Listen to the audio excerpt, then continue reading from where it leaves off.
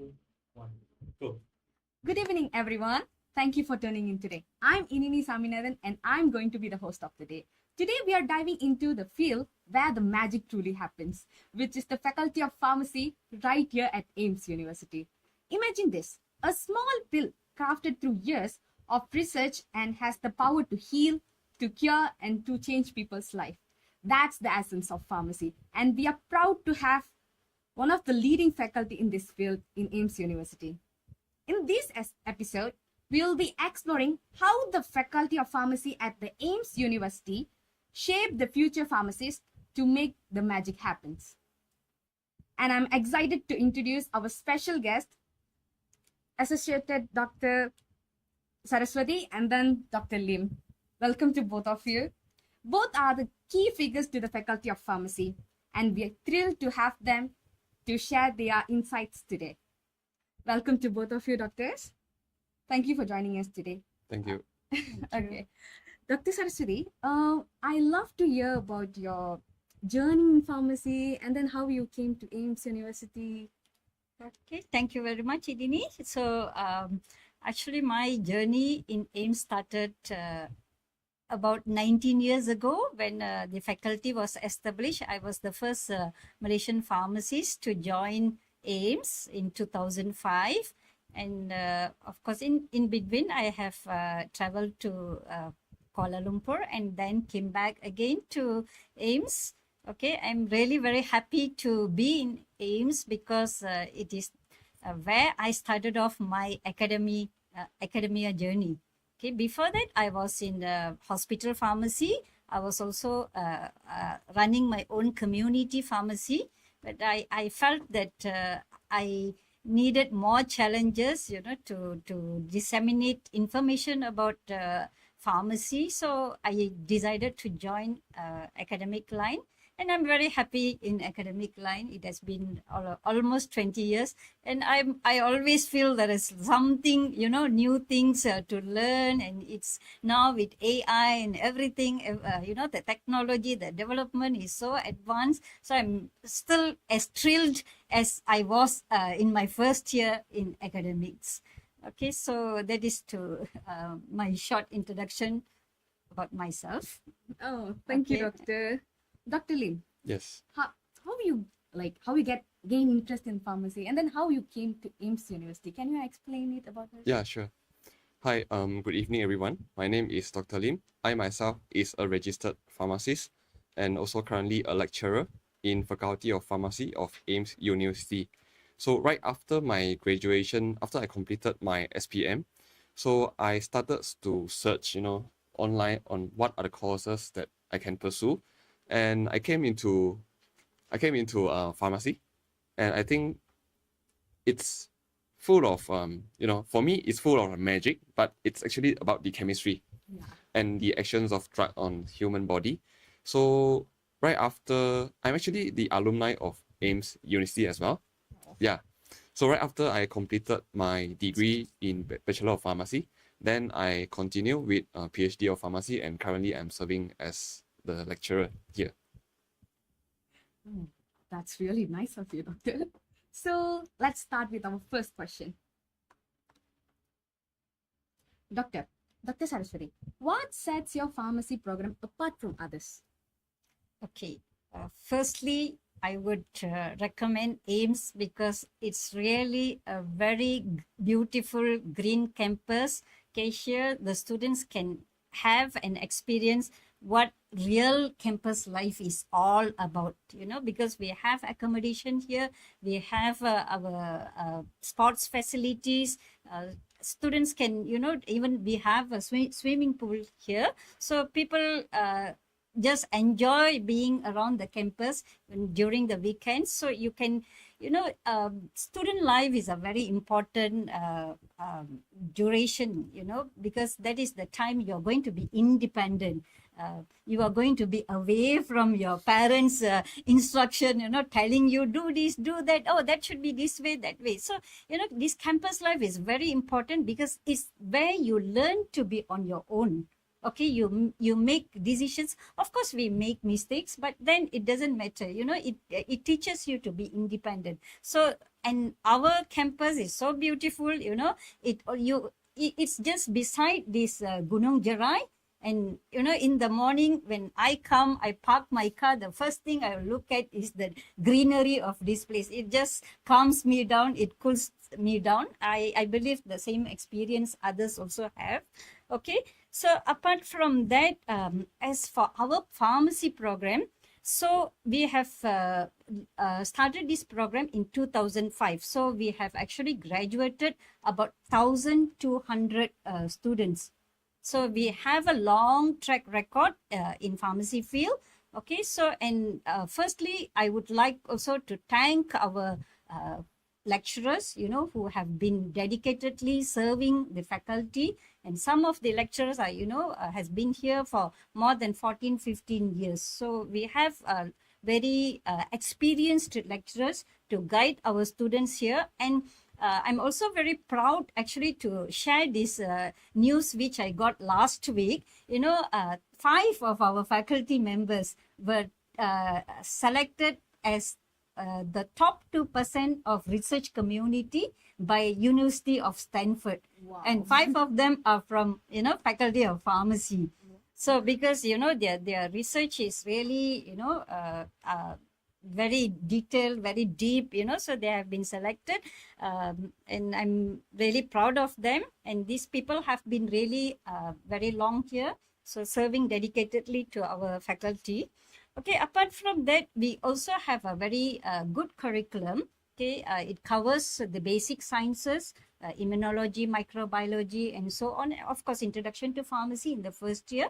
Then it moves to introducing to pharmacology concepts. And then we also introduce the pharmaceutical technology concepts. And then later, we also slowly introduce before that, I forgot. Okay, we also have very important, like Dr. Lim has mentioned, chemistry. Because most of our students will tell, oh, we love chemistry, that's why we are joining pharmacy. So, the first year, it's, to give them the basics of chemistry.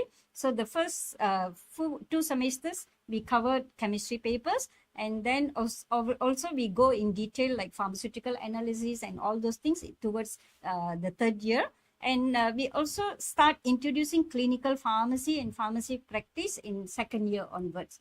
Okay, so we kind of, introduce slowly all the disciplines which are needed for the students. And for elective, we also have some other like traditional complementary alternative medicine, which we actually next in the beginning of October, we are changing it to compulsory or core subject, because we realize Malaysia is full of traditional medicine.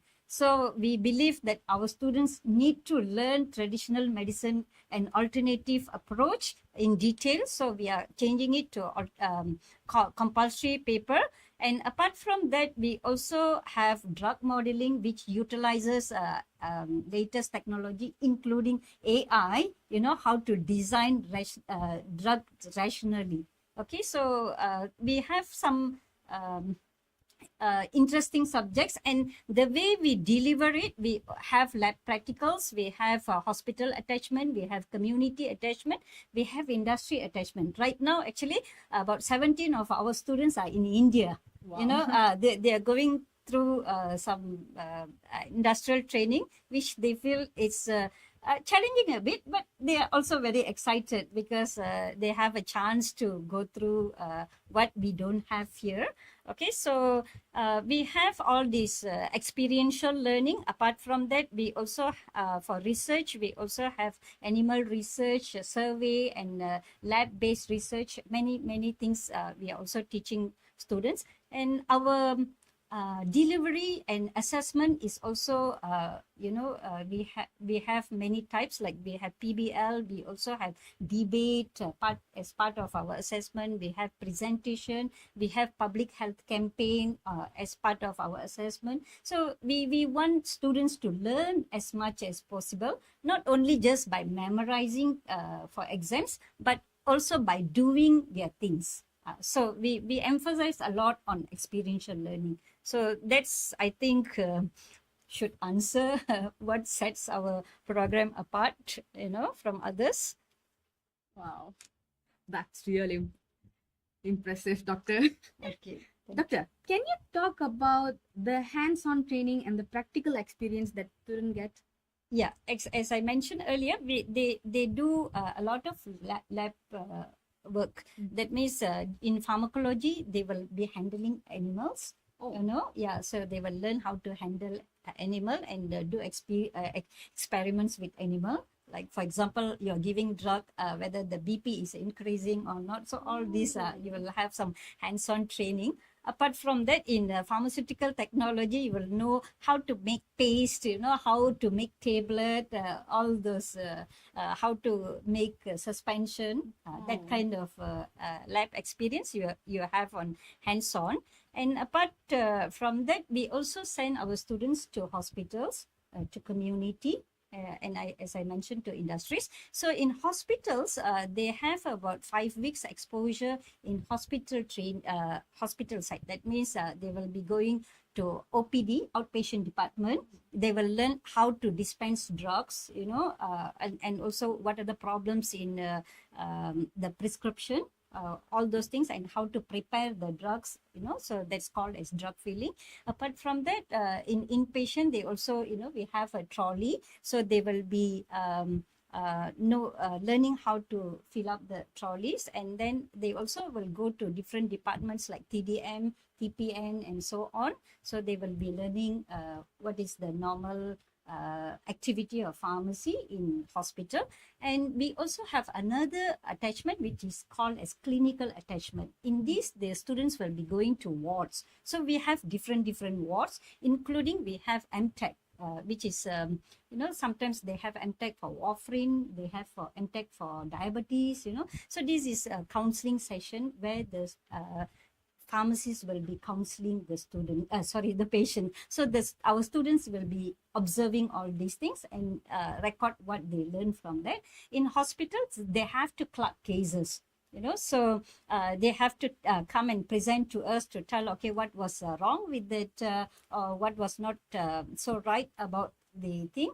So we have to correct them or teach them, and we also learn many things from them. So basically, it's quite exciting journey for them, okay, because it's not only coming to classes and listening to lectures, not like that. They will be going through a lot of things in these 4 years. Yes.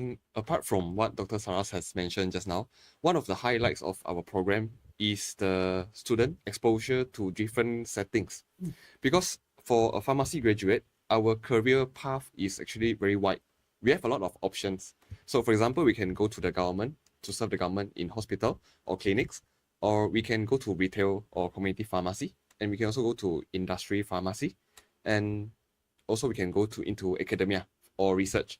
So I think all of the exposure, like what Dr. Saras has mentioned, our student will be exposed to different, like the training in different settings, and that is the place where students realize or understand which path they want to pursue further after their graduation, which I think this is very important.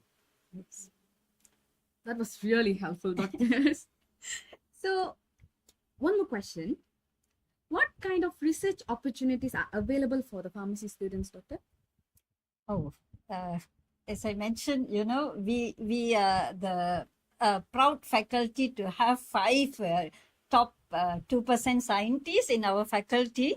So we have a lot of research going on. So if you want to choose in basic health sciences like microbiological, you want to grow the bacteria and to know what are the antibiotic resistance, all those things you can do in basic health sciences. And we also have neuro scientist, which actually he happened to be the 1% of the top scientists, and he happened to be Dr. Lim's supervisor. So he can share with you later, because he has actually, Dr. Lim has done his PhD research here. So later he will be able to talk about it. Then we, for all the disciplines, we have many types of research. For pharmacology, we have animal work to be done.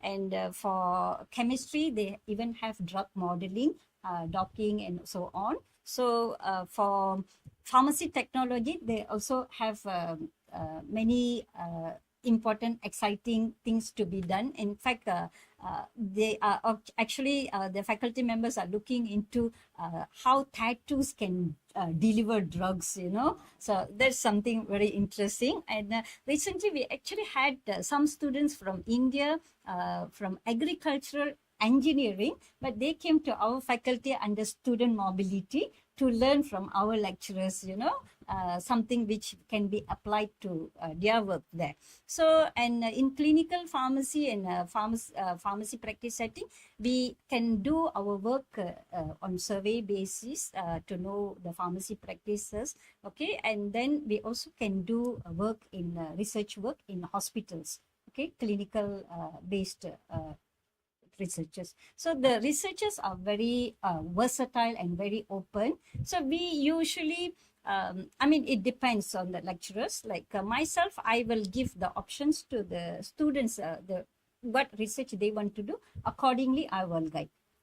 But some prefer to have their own topic because they have their specialization. So they will tell the students what research to do. So we have, you know, we cater for all kind of students, what is their preference. Because here, one thing, you know, we really give very important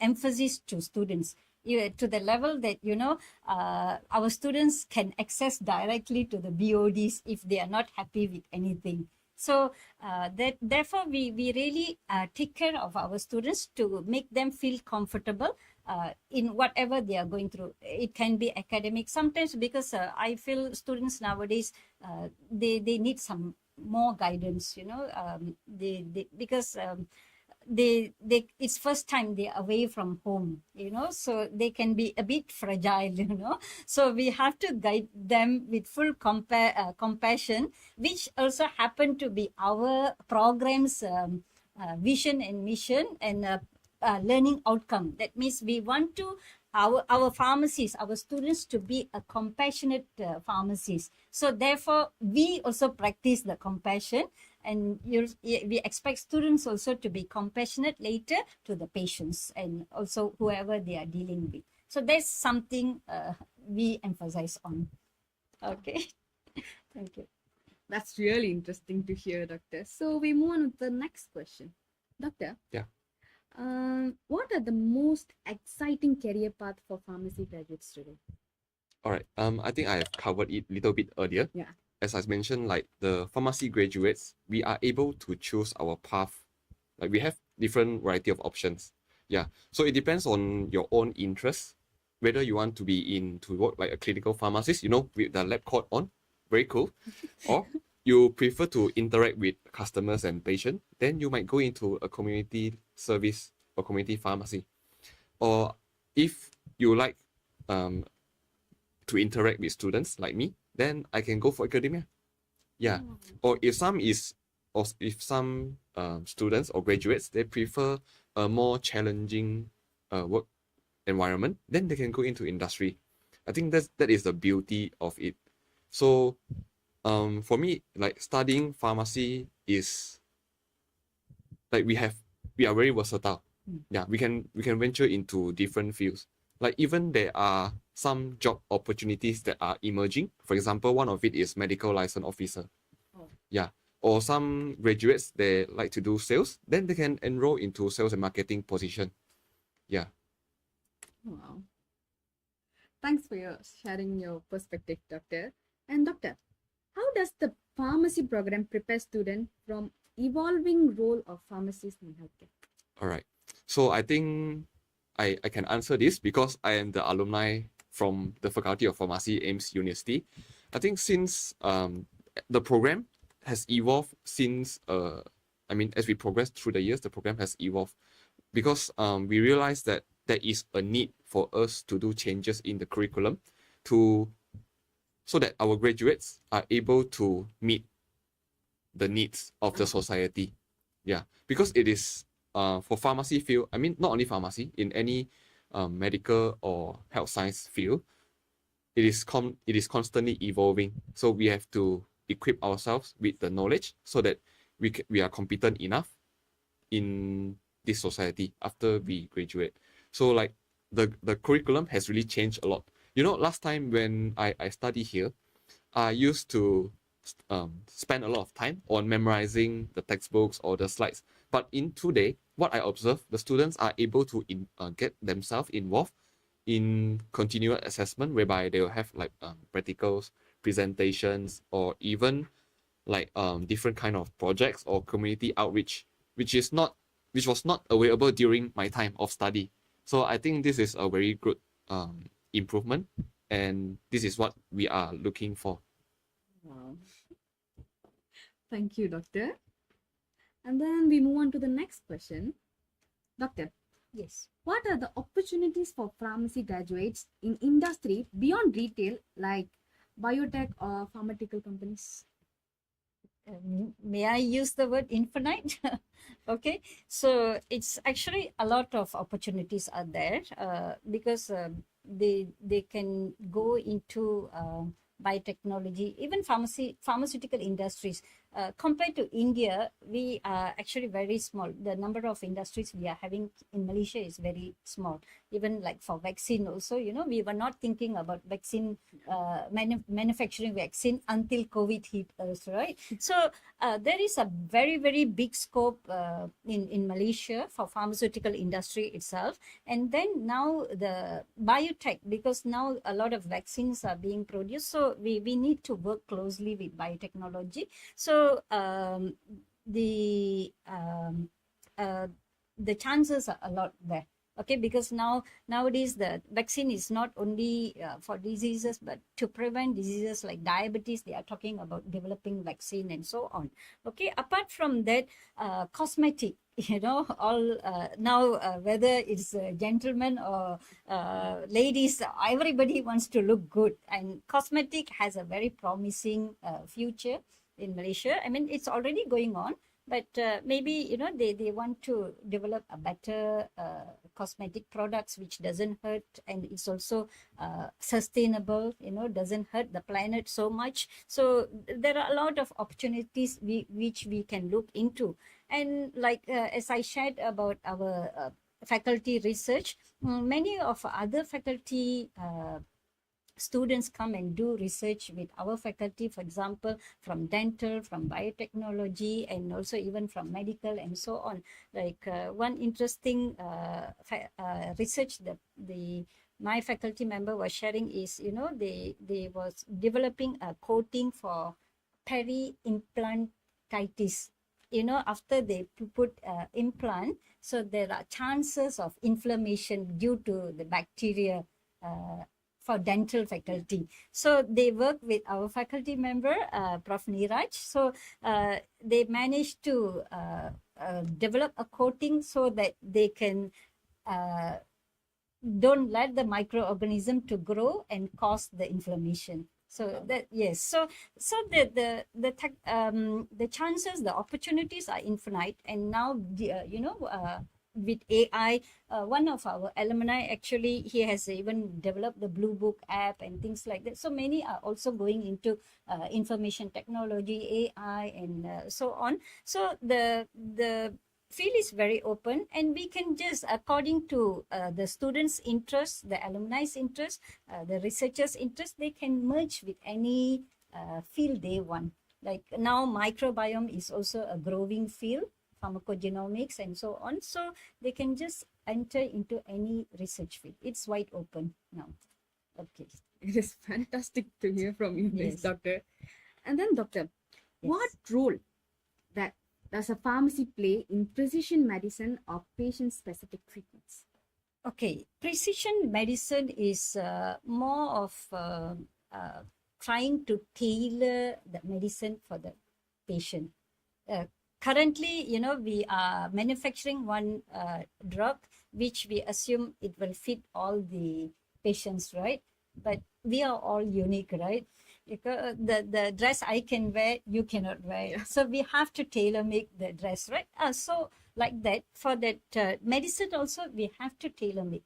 And with the big data and all the information and the development of technology, we are actually looking into it, because what pharmacies can help with is, how the genes of the patient, okay, whether this drug can be given to this patient or not. Will it cause more adverse effect or side effects lah, in normal term? So will it cause side effects or unnecessary effect? So we try to avoid in those patients. Well, because we will just see whether the drug is compatible with the genetic profile of the patient or not. So it is a emerging field which we have a lot of opportunity again. So there are it is many roles, as Dr. Lim mentioned just now. It's evolving. Our roles are evolving.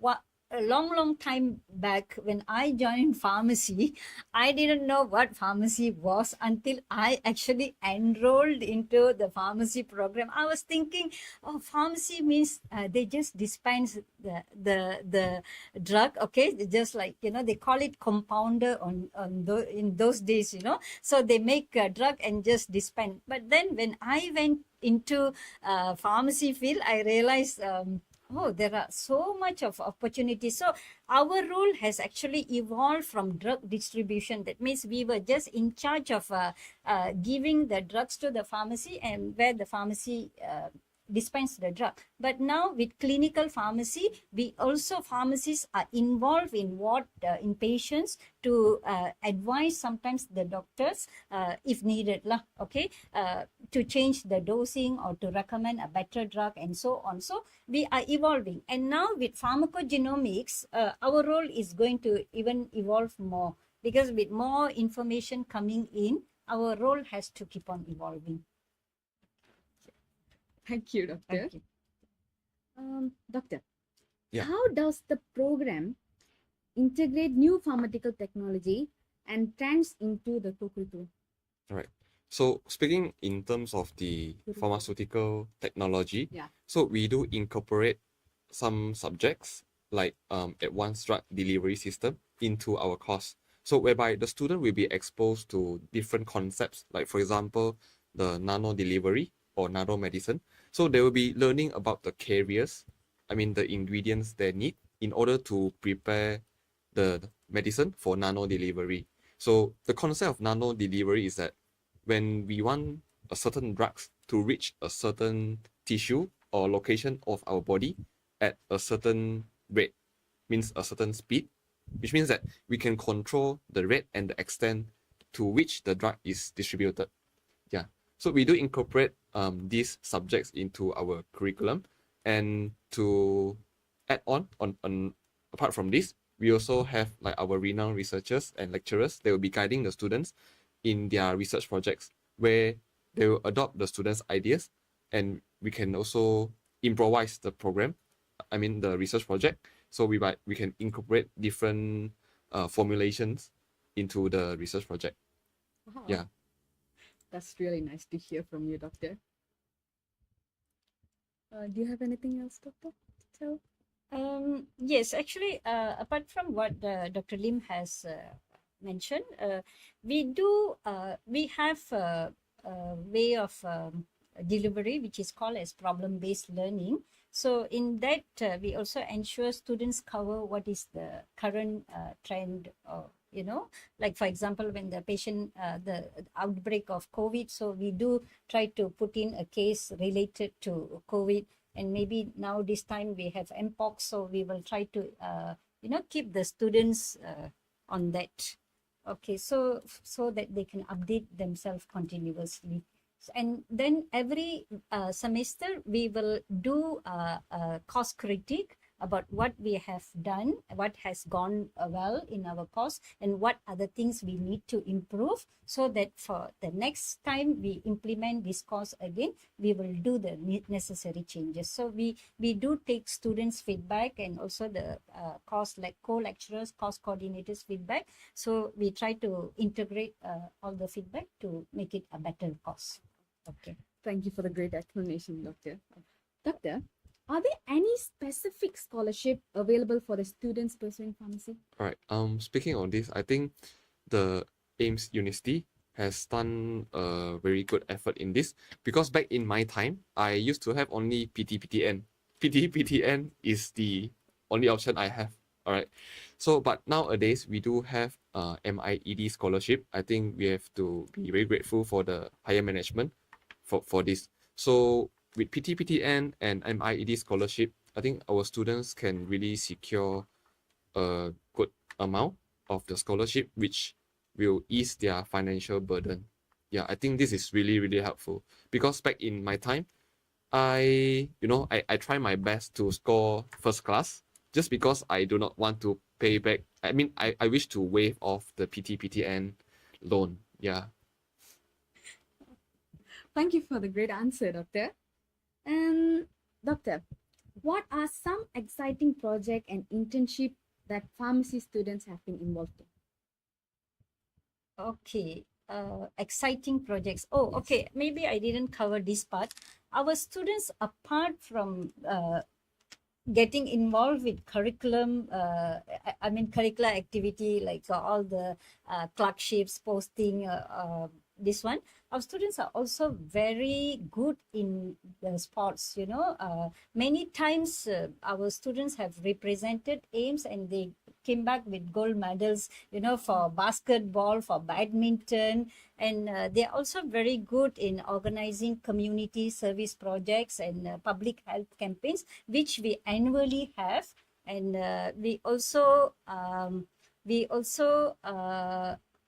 have students representing AIMS to national quiz and international quiz, pharmacy quizzes. Okay, so our students they involve in many co-curricular, extracurricular activities apart from.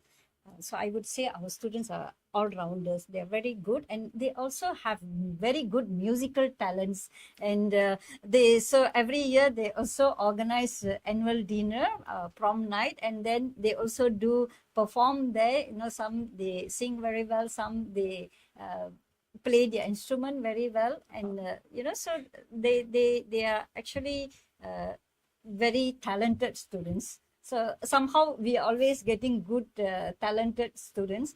And okay, so the internship, it depends on how they want to do it. Like Dr. Lim is one person who actually decided to do his PhD. And after Dr. Lim, we also recently have one student who has done a PRP here.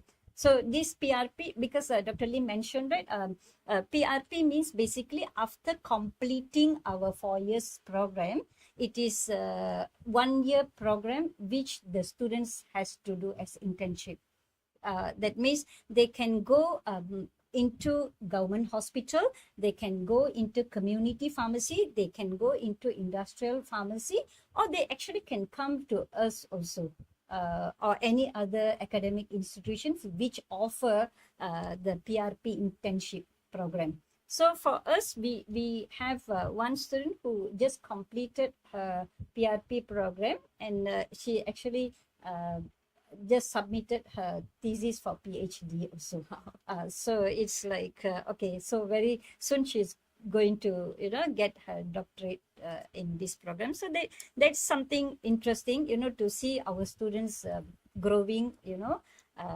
And then apart from that, a lot of when they go for training, we do, after they come back, they will have their presentation. So they will be presenting what they actually learned in the training, and how they felt with the experience, like especially like the India training. They actually, most of the time, they enjoy a lot there, because it is a new culture there. So first few days it will be a hiccup period for them, but after, once they get used to that, because this industrial training is for 6 weeks.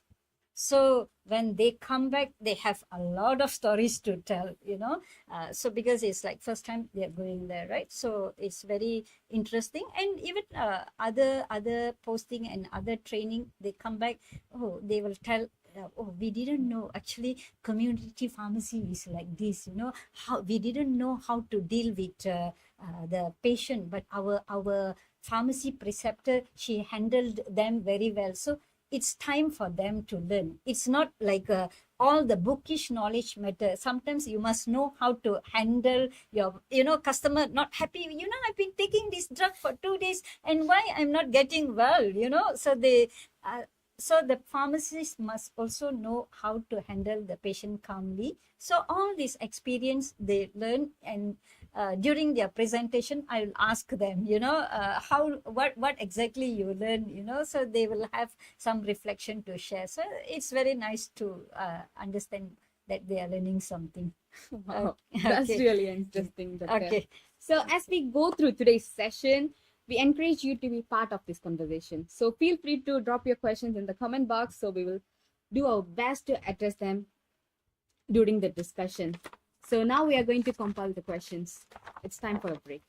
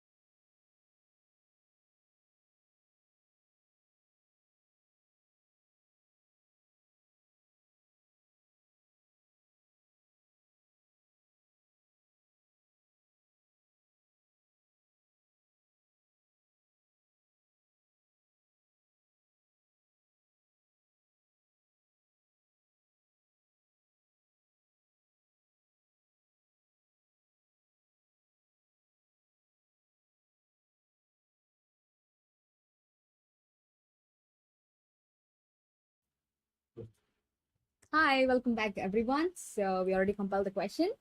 Now we are going to address them. So there is someone. How do students balance the theory, lab work, and practical training, Doctor? Someone asked in the comments. All right. now. So I think this question could be quite tricky because every student has their own style of managing their life. But I would share from my personal point of view. So as a former student, as an alumni here, so I used to spend the morning hours, from 8 to 5. I'll be spending the hours on study. So for example, I will wake up, maybe 6:30 a.m. in the morning. Then I will be in the library 7 a.m. So right before 1 hour before the class started, so I will be sitting in the library. I will go through the lectures that has been covered, and then I will go through the lecture. So around in the evening time, then I will go to I will go to have sports. I used to play frisbee last time, Oh, so I even joined like different tournaments, frisbee tournaments. So I used to allocate my times like that, and then during the weekends, I will try to revise again on what are the topics or lectures that has been covered throughout the week. Or sometimes I will allocate the weekends for continuous assessment, means something like assignment, presentation. So I will spare my time on that. Yeah. thank you for sharing your experience, Doctor. Thank you. We move on to the next question. What kind of support system, academic and personal, are available for pharmacy student, Doctor? Okay, thank you for the question. We first, when they come, they will be assigned a mentor. Okay, so that if they have any problem, they can talk to their mentor. Okay, so we have this mentor and mentee system. So we have a book where we do record the conversation. Okay, so that we can develop good relationship between the mentor and mentee. Apart from that, we also have university counselor. If students have any problem, they can also go to the counselor and talk to the counselor.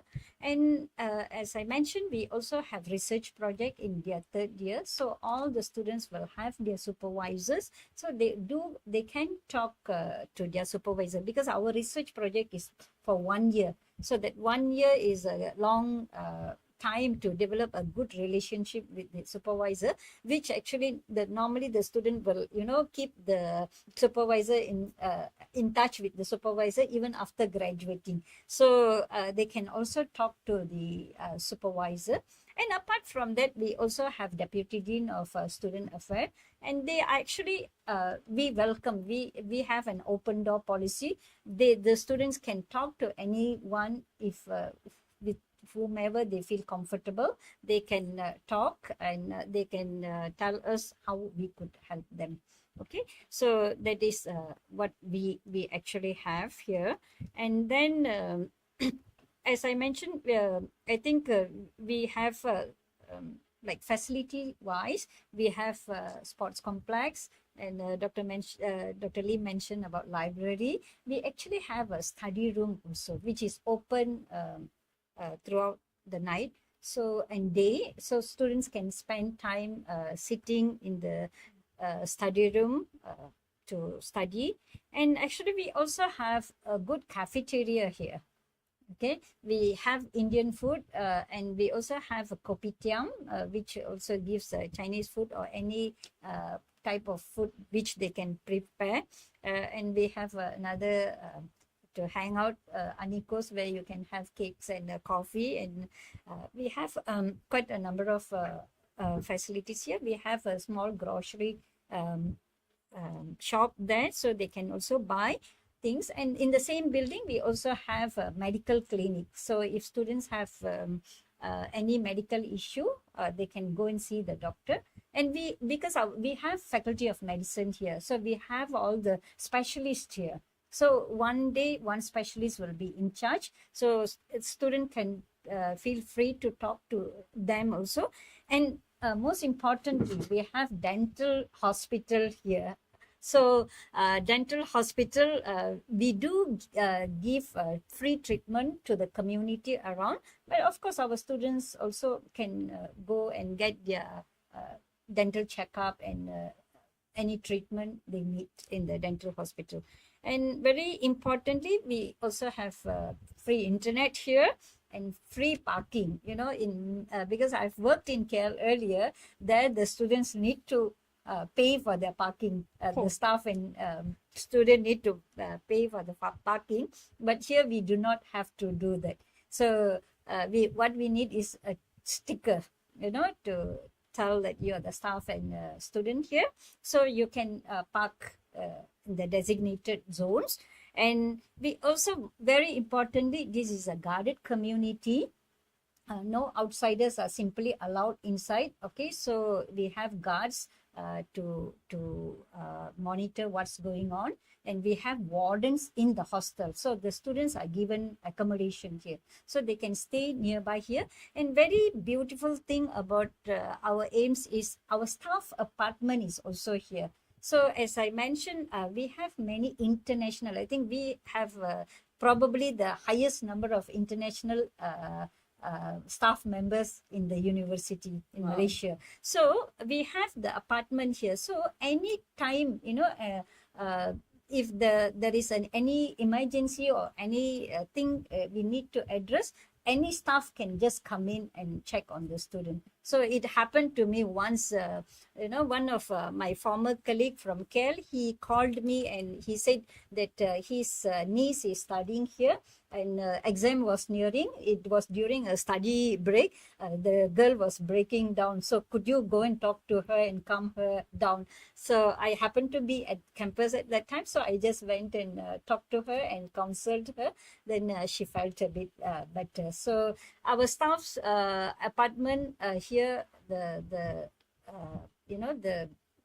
closeness actually gives a lot of support to students also, because in terms of research work also, they come. They don't care whether it is Saturday, Sunday, midnight or anything. Anytime you need them, they will come. Sometimes without you calling also, they will be there to support you. So that is one beauty about our faculty here. Yeah. Wow. I think another important Yeah, thing is the meals. Yes. Yeah, because like what Dr. Salas has mentioned, hostel accommodation is provided to the student. And I think what is more fantastic is 3 meals are provided per day to the students. So because like for myself, I'm from Pahang, so I traveled so far, and then I do not have any vehicles like when I studied here. So it is really good for me that I can just go to the cafeteria and pick my breakfast, lunch, and dinner. Mm. Yeah. Wow. So This really impressed me, doctors. So we move on to the next question. How do pharmacy students collaborate and learn from each other, doctor? Oh, okay. During we have a PBL session, as I mentioned earlier. So in PBL session, they have to work as a team, because they are actually assessed for their teamwork, how well they are communicating with each other, how they are being supportive. So we make it as part of our curriculum that they need to collaborate with each other. Okay. Apart from that, during the co-curricular activity, because our students organize inter-faculty competition. Oh, Medical, medical faculty, dentistry faculty. Then we also have nursing, physiotherapy, business faculty.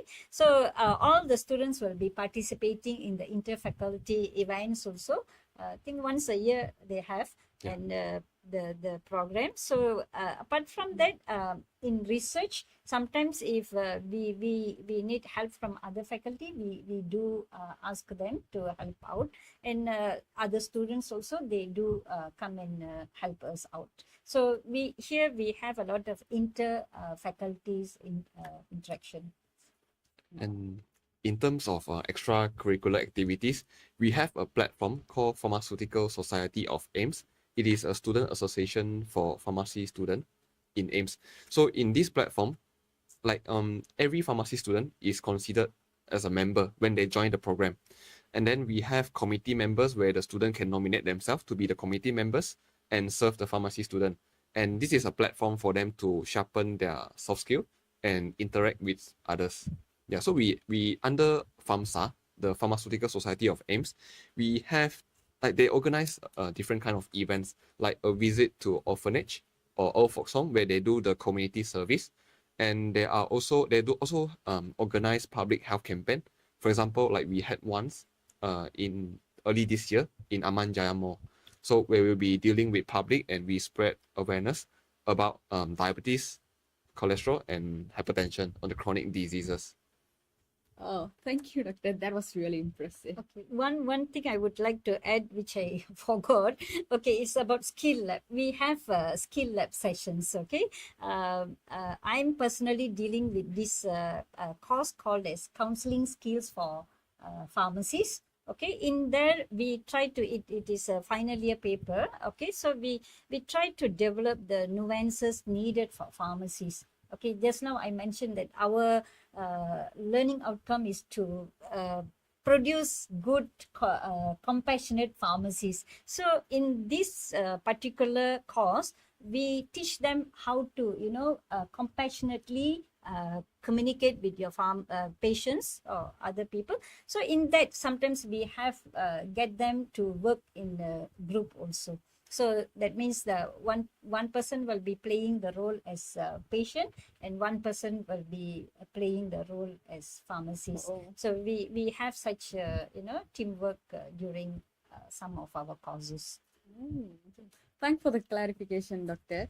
Well, that brings us to the end of today's session. A big thank you to Associate Professor Dr. Saraswati and Dr. Lim for sharing their valuable insights today and giving us a close look into the Faculty of Pharmacy in AIMST University. So I'm sure the listeners has learned a lot, and thank you for tuning in today. If you are interested in learning more about pharmacy or AIMST University, be sure to check out our website for more information, and feel free to contact us, come and meet us in our campus to see our campus, see our faculty, see our staffs to learn about us more. So thank you then. Until then, bye bye from us. Bye. Bye.